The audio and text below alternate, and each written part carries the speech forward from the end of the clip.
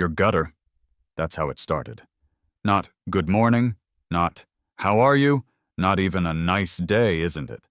Just your gutter. I was, up until that exact moment, having a truly fantastic Saturday morning. The coffee was a perfect medium roast. The birds were doing their bird thing, and the sun was just starting to warm my front porch. I was in that blissful Zen state of homeownership, the one where you look at your lawn and think, I could mow you, but I'm not going to. Then the sound came. Not a bird, not a car. The sound of high-traction running shoes squeaking across my dew-covered walkway. I looked up, and my Zen state evaporated. It was Brenda. Brenda is our neighborhood's, let's call her the voluntary compliance officer.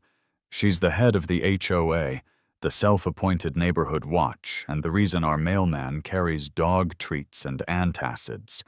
She lives across the street and slightly to the left, in a house that's a perfectly beige, sterile, joyless cube. She has a visor for every occasion. A gardening visor, a power-walking visor, and the one she was wearing now. The dreaded official complaint visor, a crisp navy blue number that just screamed, I have a clipboard, and I'm not afraid to use it. She was standing on my porch, hands on her hips, her visor pulled low. She had bypassed my sidewalk, a clear violation, I mentally noted, of Section 2, Common Walkway Etiquette, and marched straight across my lawn. Mark, she said, her voice like gravel in a paper shredder. Morning, Brenda, I said, taking a slow sip of my coffee. Beautiful day. What about my gutter? It's clogged, she said, as if I'd just confessed to a murder. Disgustingly so. She pointed a rigid finger up at the corner of my roof. When it rained last night, that deluge, it overflowed. It spilled right over the side, like a waterfall of neglect. I squinted. A waterfall of neglect. That's poetic, Brenda. Don't be glib, she snapped. It's creating a damp patch near my property line, right near my prize-winning azaleas. It's a blight, Mark. A blight. I wanted to tell her my entire life's ambition was to create a blight. I wanted to ask her if a damp patch was worse than the emotional void her beige house cast over the entire block. Instead, I just nodded. And, she continued, it's attracting mosquitoes.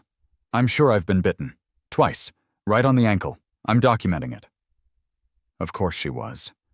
Brenda's life was a one-woman docudrama of perceived slights. A damp patch and mosquitoes, I said, trying to sound concerned. That's a double whammy. It's a violation, she said, her eyes narrowing. HOA Handbook, Section 4, Exterior Maintenance and Water Runoff. All gutters must be free of debris and in good working order. Yours, she said, gesturing again, are neither. I looked up. She wasn't wrong. There was indeed a healthy tuft of what looked like a small maple sapling peeking over the edge. I hadn't cleaned them since, well, ever, since we moved in 2 years ago. I'll add it to the list, Brenda, I said, turning back to my coffee. See that you do? She said, the words hanging in the air. Promptly. I'll be checking. She spun on her heel, a sharp military-style pivot, and marched back across my lawn, leaving a trail of tiny, angry divots in the grass. I sat there for a long time. The coffee didn't taste as good. The birds sounded like they were mocking me. She had assigned me homework on a Saturday. I looked up at the gutter. It was full, sure, but now it was a symbol. An overflowing, leaf-filled, mosquito-breeding symbol of my oppression. And I hate homework. Cleaning a gutter is, hands down, one of the worst jobs in the home maintenance pantheon. It's not just cleaning. It's an archaeological dig into the recent, disgusting past of your roof. I hauled out the ladder, my knuckles already scraped from just getting it out of the garage. I set it against the house, the aluminum leg sinking into the damp patch Brenda had so helpfully identified. The smell hit me first. It was the scent of rot, a deep, wet, primordial ooze kind of rot. I climbed up, balanced a bucket on the step below me, and put my gloved hands in. It was worse than I imagined. It was a wet, toxic sludge. It wasn't just leaves. It was an entire ecosystem. I found decomposed acorns, twigs, unidentifiable black mulch, 3 of those whirligig maple seeds, and a truly horrifying amount of bird contributions. It was a compost heap, 10 feet in the air. And thanks to last night's rain, it was now a waterlogged, smelly, heavy compost heap. With every scoop of gunk, I cursed Brenda. Scoop. Damp patch? Splat into the bucket. Scoop. Prize-winning azaleas. Splat. Scoop. Section 4. Splat. I was stewing. I was simmering. My Saturday was ruined. I was covered in filth. My gloves were soaked through, and I could feel Brenda's eyes on me from her living room window. I didn't even have to look. It was a physical sensation, like a low-grade laser burn of judgment. After an hour of this, I finally got to the downspout. It was, as predicted, completely plugged. I had to get a plumber's snake from the garage and just ram it down the pipe. Finally, with a disgusting thwump, the clog gave way. A torrent of brown, leafy water exploded out the bottom of the downspout, splashing all over the driveway. I was soaked, smelly, and annoyed. But I was done.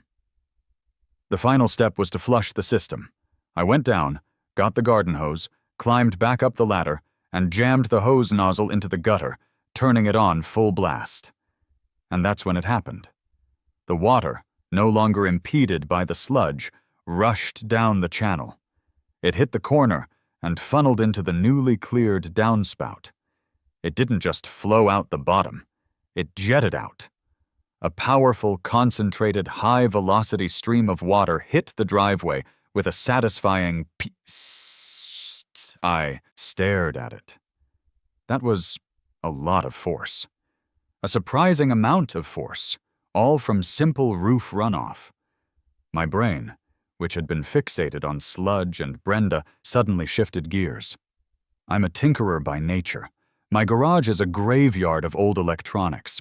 My 3D printer is almost always running, and I have a bad habit of improving appliances until they stop working entirely. I love solving problems, and right now I had 2. I had a lot of wasted water energy, and I had a very annoying neighbor. What if I could solve both problems at once? I remembered my 5th grade science fair project, Mrs. Gable's class. I'd built a tiny water wheel out of plastic spoons and a cork, and it barely spun under the faucet. It was terrible. I got a C, but the principle was sound. Water wheel. A wheel spins. It can spin a generator. A small generator. A very small generator. What could a tiny, rain-powered generator run? Something small. Something low voltage. A light, maybe?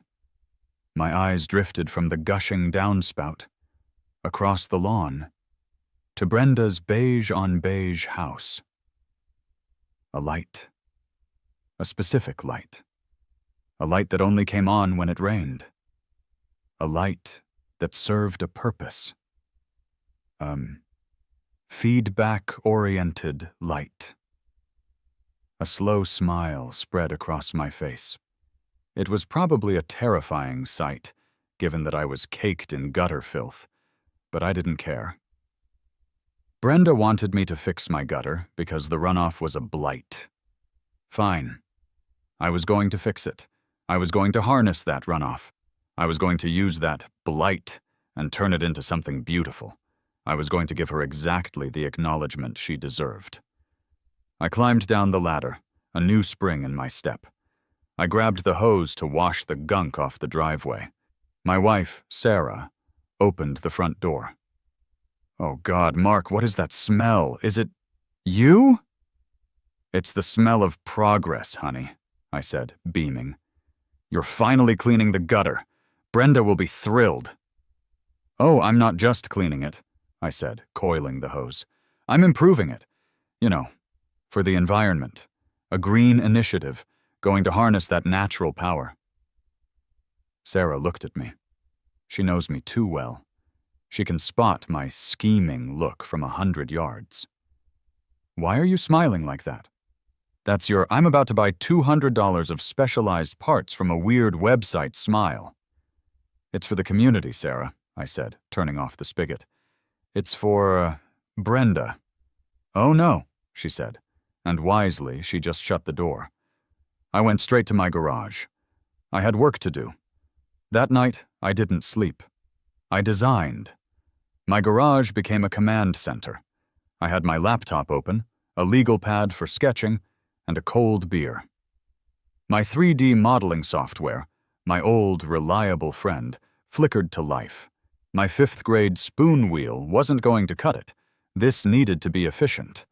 I went down a 4-hour YouTube rabbit hole on micro-hydroelectric generators. I learned about Pelton wheels, Turgo wheels, and propeller turbines. I decided on a modified Pelton wheel. It's designed for high-velocity, low-volume water jets. Perfect for a downspout. I spent hours modeling a custom-designed 24-bucket Pelton wheel, precisely angled to catch the blight. I designed a waterproof housing for it, complete with a tiny, sealed generator I'd salvaged from an old high-end scanner.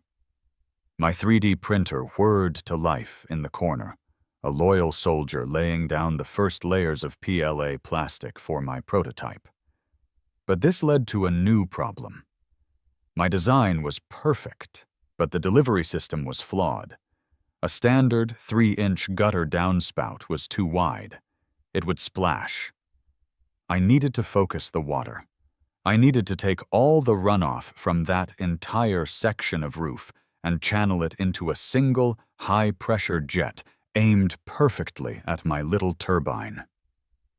This was beyond my skill set. I can't weld. I can't fabricate sheet metal. I could 3D print the wheel, but I couldn't build the cannon. I needed a professional. The next Monday, I made the call. I'd Googled custom gutter fabrication, and one name kept popping up: Gutter Gents. It sounded like a service that would show up in a top hat and tails, which I doubted, but their reviews were solid. A guy named Sal answered, his voice like he'd been gargling with roofing nails. "Gutter Gents, Sal speaking." "Hi, Sal. My name is Mark. I have a somewhat unusual gutter request." "Heard that before?" Sal grunted. "You want a custom color? Copper? You want one of those ones that looks like a rain chain with the little gargoyles?" "No, not exactly," I said. "I need a standard gutter replacement for one side of my house, but on the downspout, I need something custom." "Custom how?" "I need you to fabricate a special nozzle, a funnel. I need to take all the water from that gutter and funnel it down to about a 1-inch diameter opening. I need it to create a high-pressure jet. And I need that jet aimed at a specific point inside a custom housing." There was a long pause on the other end of the line. "A jet? Son, you're trying to water your plants? 'Cause you can just buy a hose." "It's for a filter," I lied. "A new kind of kinetic water filter. It needs the water to be moving very, very fast." Another pause. "A kinetic filter. Right. Look, I'm just a gutter guy. I make water go from high to low. You want jets?" Could you just come and look? I'll pay for the consultation. I have diagrams. I must have hit the magic word. Diagrams, Sal said, his voice perking up. Yeah, okay. I'm in your neighborhood tomorrow anyway. 10 a.m. Sal rolled up the next day in a truck that had clearly seen a few things. It was a massive white Ford, scarred and battered, with gutter gents painted on the side. No top hats. Sal himself was a short, barrel-chested man with a magnificent mustache and hands like catcher's mitts. All right, where's the kinetic problem? He said. I led him to the side of the house. Brenda, naturally, was weeding her front garden, which was a good 40 yards away, but gave her a perfect line of sight. Okay, Sal, here's the deal. I showed him my 3D printed prototype of the wheel. I showed him my sketches. And then I just told him the truth. My neighbor, I said, tilting my head toward Brenda's house, complained my gutter was clogged. Sal looked at the prototype. He looked at my diagrams. Then he looked over at Brenda, who was now very obviously just standing there, watching us. Her? He said. Her, I confirmed. The one with the beige house? Where's the visor? That's the one. Sal looked back at me, a slow grin spreading across his face, revealing a single gold tooth. She called me once. Said my truck was leaking nondescript fluids on the street. I was parked for 30 seconds. So you get it, I said. I get it, Sal boomed, slapping me on the back, which nearly sent me into the bushes. A kinetic filter. I love it. Yeah, we can do this. You want a high-velocity jet? We'll make you a damn water laser. We were partners in crime. Sal got to work, taking measurements. We'll rip out this whole trough, he said. Put in a 6-inch industrial grade. We'll custom fabricate an aluminum catchment box right here. Taper it down. Weld a 1-inch reinforced nozzle at the bottom. It'll shoot hard, kid. Hard enough to spin that little whatever the hell it is. It's a micro-hydroelectric generator, I said proudly. It's going to power a low-voltage landscaping light. Sal looked at Brenda's house again. A landscaping light. Uh-huh. One that lights up her life? Just a general-purpose, feedback-oriented illumination device, I said. I like it, Sal said, writing on his notepad. Gonna be extra for the custom fab. That's a lot of welding. Sal, I said, some things are priceless. While Sal's team worked on the custom metal, I worked on the other half of the project. A trip to the electronics store and a long Amazon session got me. A 12-volt, waterproof LED strip, bright white.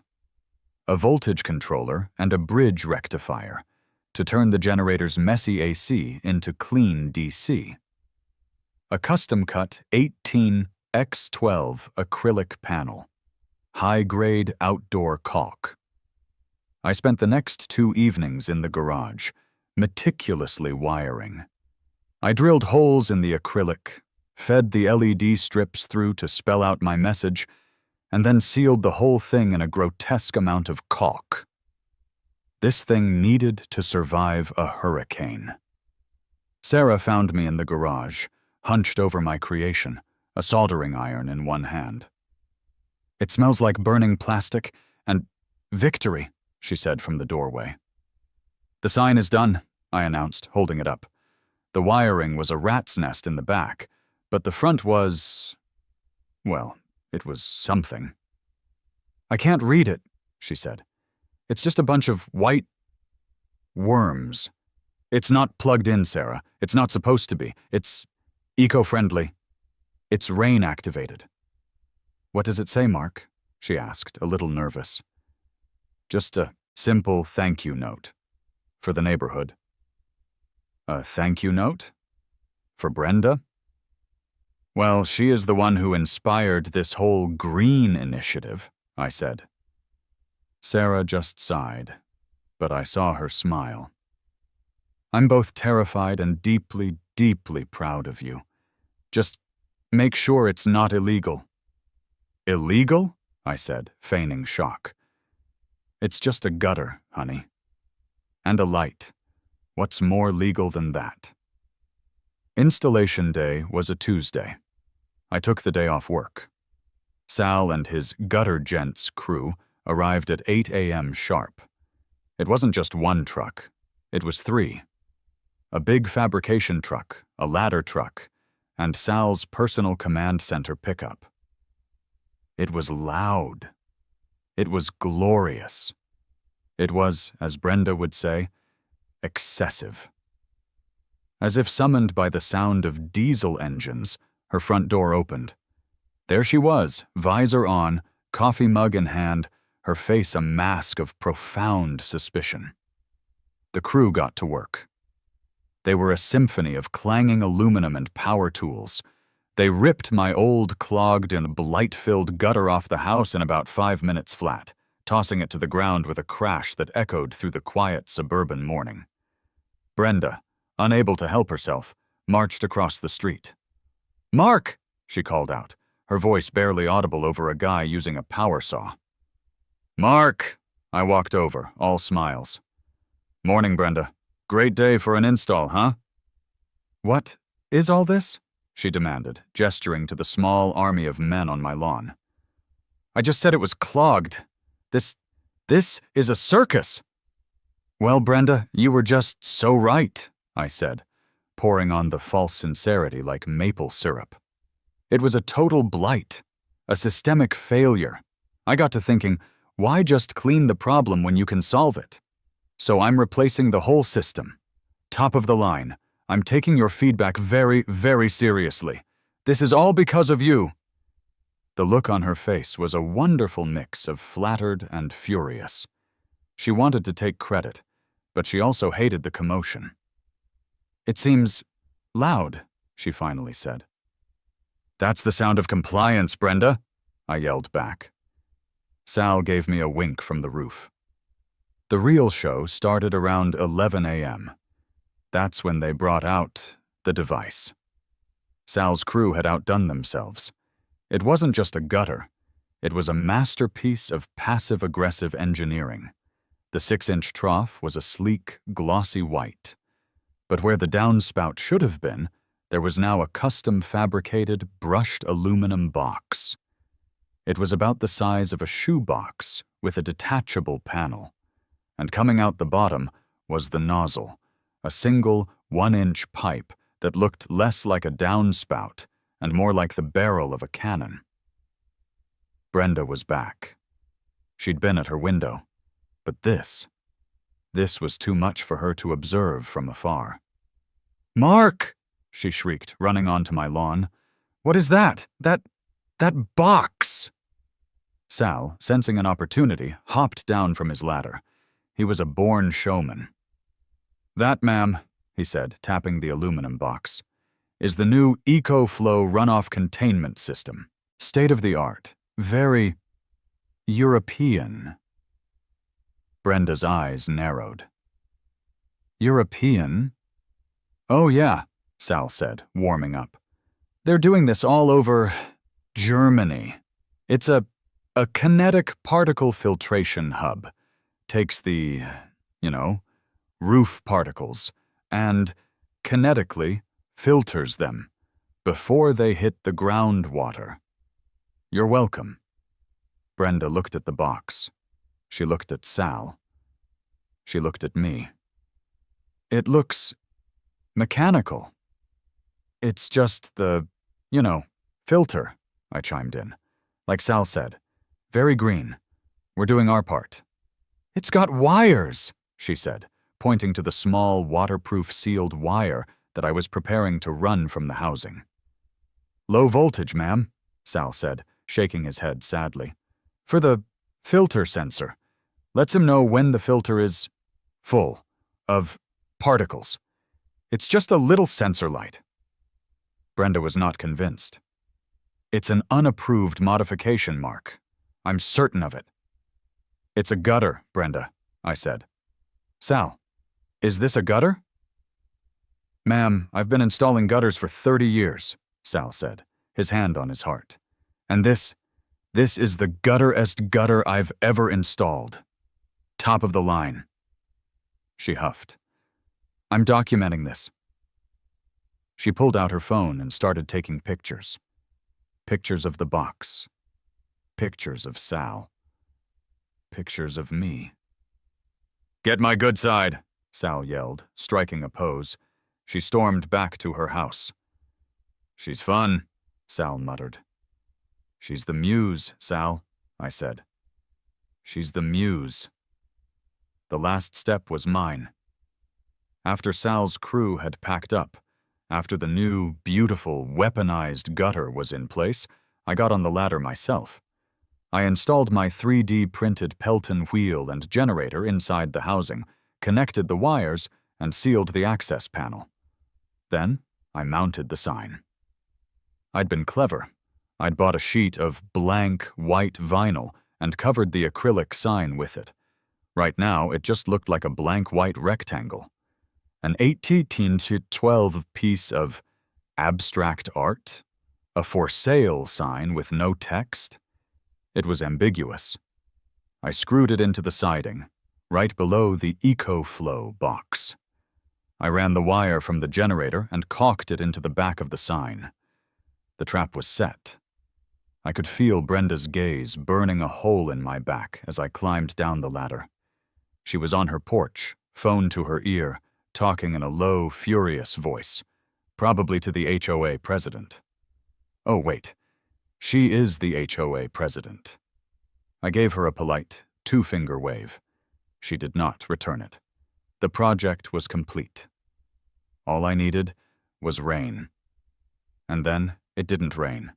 For 3 straight days. The sky was a perfect, brilliant, cloudless blue. It was a mockery.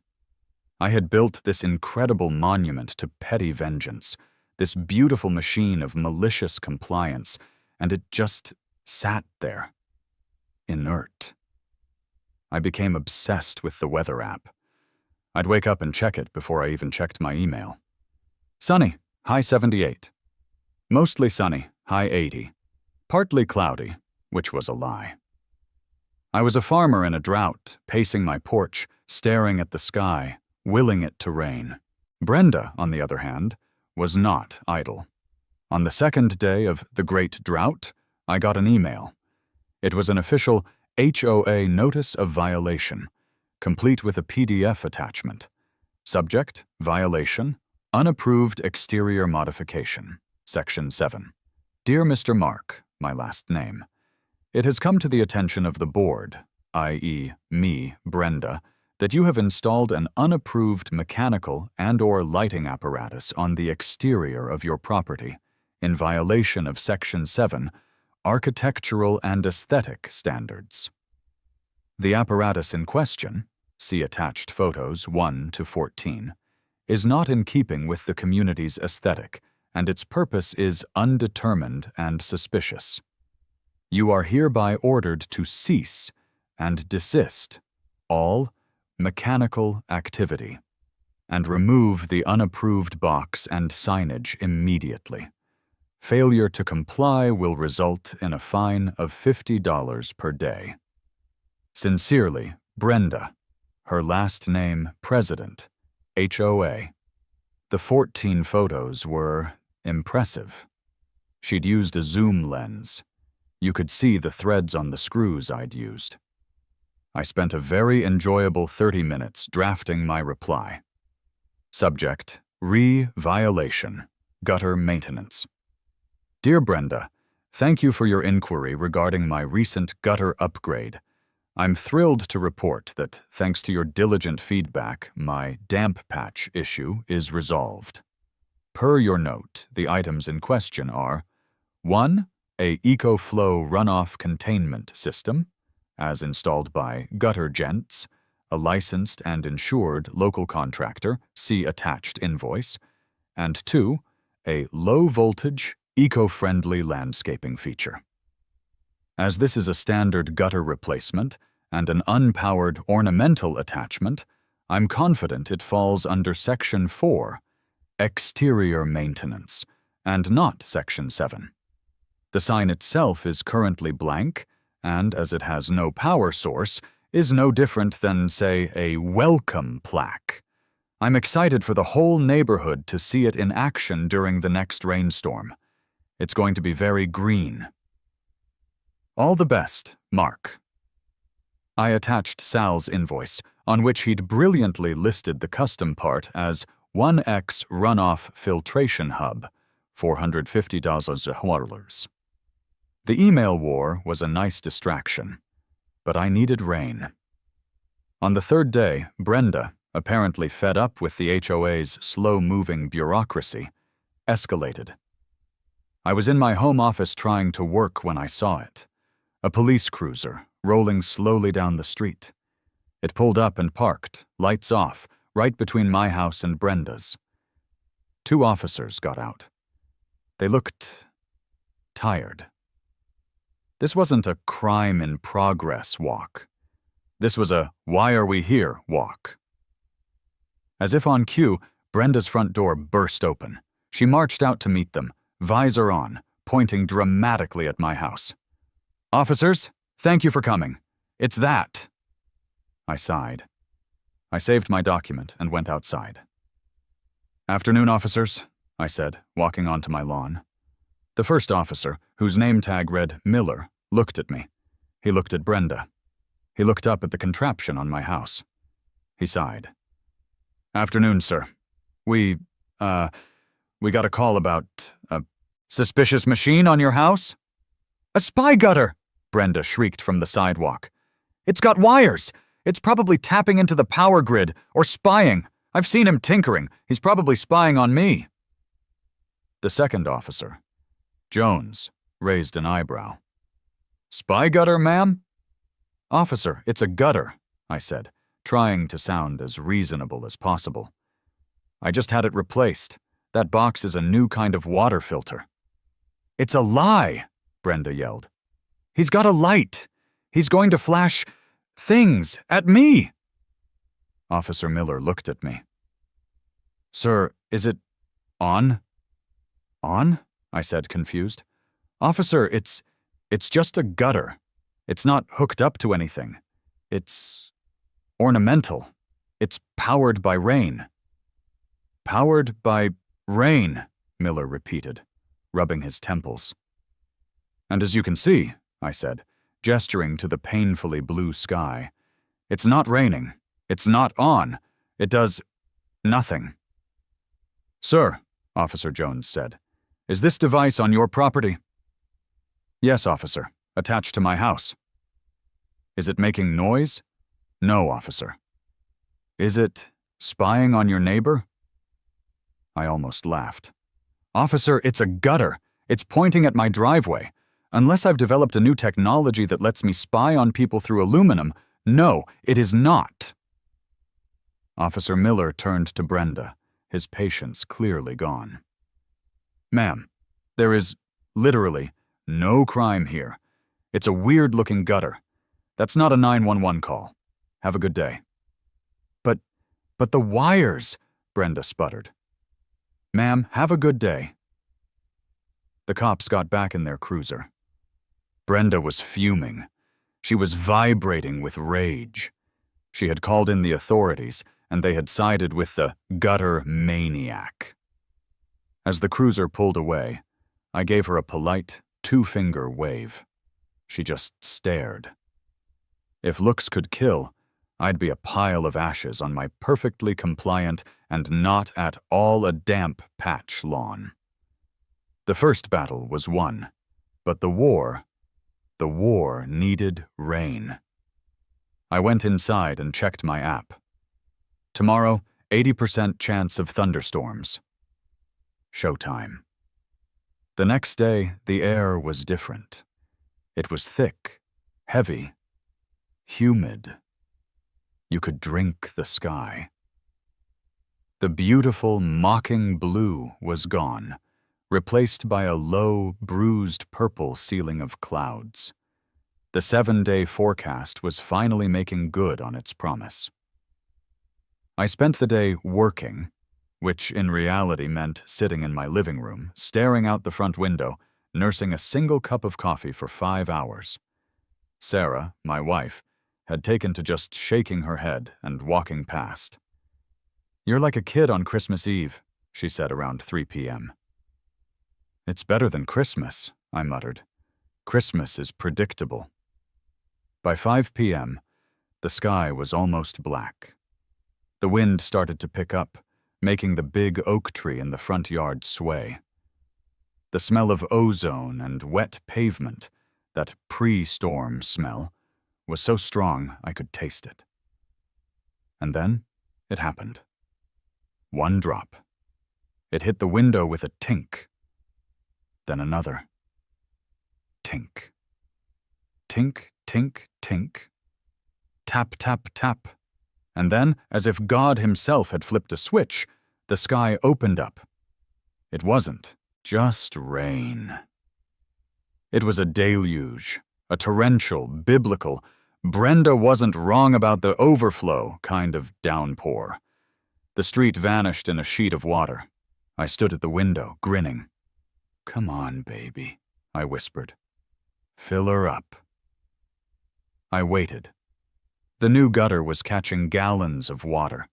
It was funneling it all, every last drop, into Sal's EcoFlow runoff containment system. I heard it before I saw it. At first, it was a faint sound, almost lost in the roar of the rain, a high-pitched electric whirring. "Whee!" "Sarah!" I yelled. "It's spinning! I can hear it!" Sarah ran into the living room, a dish towel in her hand. "You're kidding. It's actually—" The sign flickered. It was a weak, anemic flash, but it was there. The whirring sound got higher, faster. The little generator was hitting its stride. The Pelton wheel was a blur. The sign flickered again. Once. Twice. And then, as the turbine hit maximum RPMs, the bridge rectifier smoothed out the current. The controller opened the gates, and the waterproof, bright white LEDs blazed to life.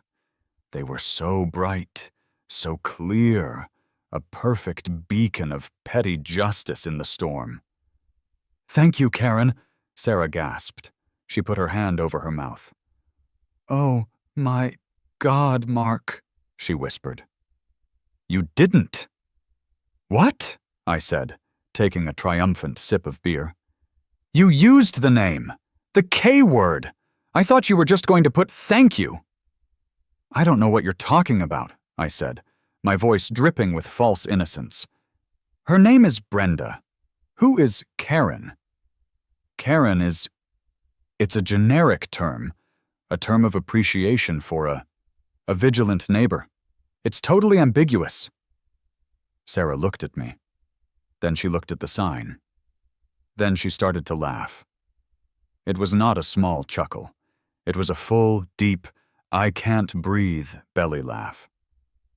"You," she finally managed, wiping a tear from her eye, "are a terrible, terrible, wonderful man." And that's when we heard the shriek. It was not a yell. It was not a whoop. It was a genuine horror movie, "The killer is in the house, and my ankle is broken" shriek. It cut through the sound of the rain like a knife. We both looked across the street. Brenda's living room light was on. Her silhouette was frozen in the window, one hand pointing at my house. She stood there for maybe 10 seconds. I imagine her brain was trying to process the data. Rain, gutter, box, wires, light, Karen. The processing finished. The rage overload began. Her front door burst open. Brenda, in a bright pink bathrobe and what looked like fuzzy slippers, ran out onto her front porch. She was vibrating. She pointed her phone at my house, trying to film the sign. But the rain was so heavy I doubt she got anything. "I knew it!" she screamed, her voice cracking. The sound was primal. I knew it! She wasn't done. She ran off her porch, into the pouring rain. Her slippers were probably ruined. She stood in the middle of her lawn, soaking wet, her bathrobe plastered to her, pointing at my house like a wild-eyed prophetess of the apocalypse. Harassment! She bellowed at the sky. This is harassment! I am not a Karen! I'm Brenda! You hear me? Brenda! She turned her sights on me, though she could only see my dark window. You gutter maniac! You'll hear from my lawyer! You'll hear from the police! I just stood there, in my warm, dry living room, sipping my beer. The sign above me glowed, a cheerful, helpful, "Thank you, Karen," illuminating the storm. It was, I thought, the most beautiful landscaping light I had ever seen. Brenda was nothing if not true to her word.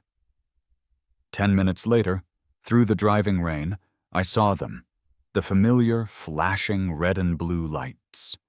A cruiser pulled up. The same cruiser. I could see the silhouettes of Officer Miller and Officer Jones inside. The car just sat there for a long moment, its lights turning my living room into a disco.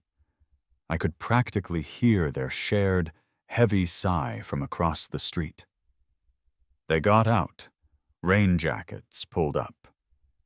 They were met in the street by a drenched, hysterical Brenda. She was pointing. She was gesticulating. She was, I'm pretty sure, crying tears of pure, unadulterated rage. Finally, Officer Miller, a man who was clearly at the end of his rope, gestured for her to go back to her porch. Then, he and Officer Jones trudged across the street, their boots squelching in my damp patch. I did the neighborly thing.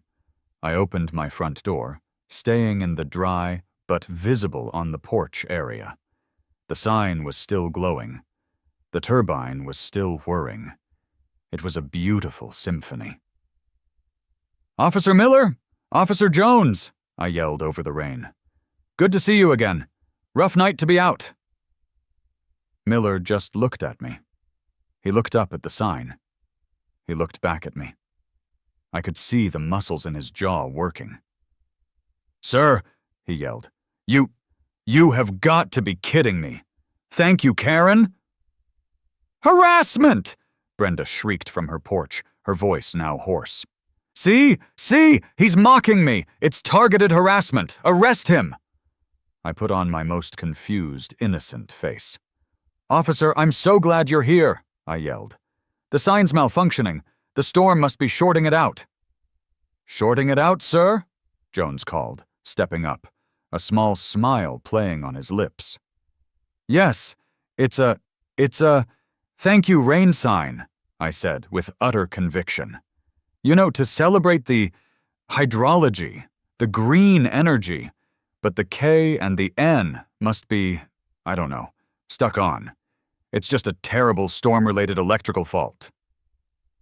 Officer Miller stared at me. He knew I was lying. I knew he knew I was lying. He knew I knew he knew.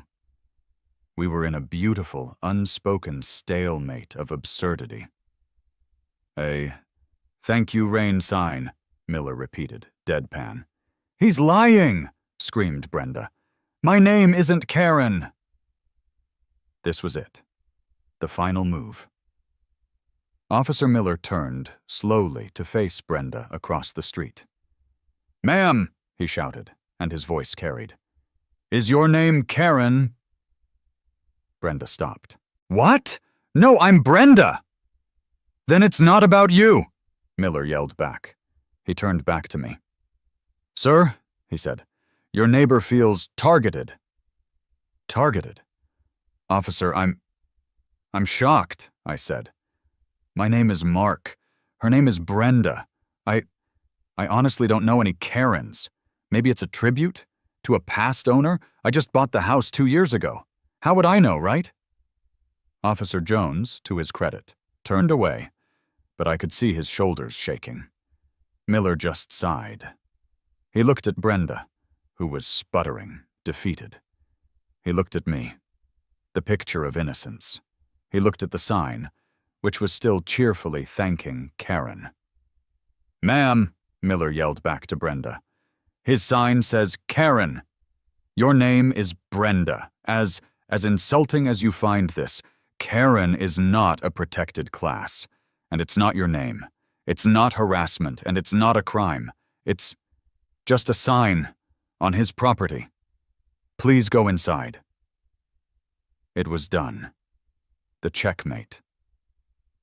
Brenda let out one last strangled noise, a cross between a sob and a growl. She gave me a look of pure, unadulterated hatred, and then stormed back into her house, slamming the door so hard I thought the glass would break. Officer Miller walked up onto my porch, out of the rain. He stood close. "Off the record," he said, his voice low. "Thank you, Rain." "It's a terrible short, officer," I said, shaking my head gravely. "Right," he said. He looked at the sign, then at me. That is inspired. On the record, you're a pain in my ass. This is the last time we're coming out here for this gutter. Understand?"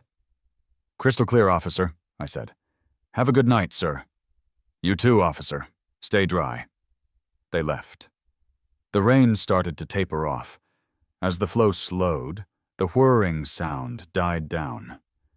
The sign flickered one last time and went dark. I was left alone on my porch in the quiet, post-storm air. The next morning, the sun was out. The sky was scrubbed clean. Brenda's blinds were all drawn. They stayed that way for the entire weekend. When I went out to get the mail, I found a 6-pack of a very nice craft IPA sitting on my porch. There was a note attached. "Thank you, Mark. From 14, the lawn height violation, and 18, the unapproved wind chime violation." I smiled. I grabbed the beer, went to my garage, and started thinking. You know, that generator was really efficient. I bet I could hook it up to a small battery. Maybe the sign needs a holiday mode?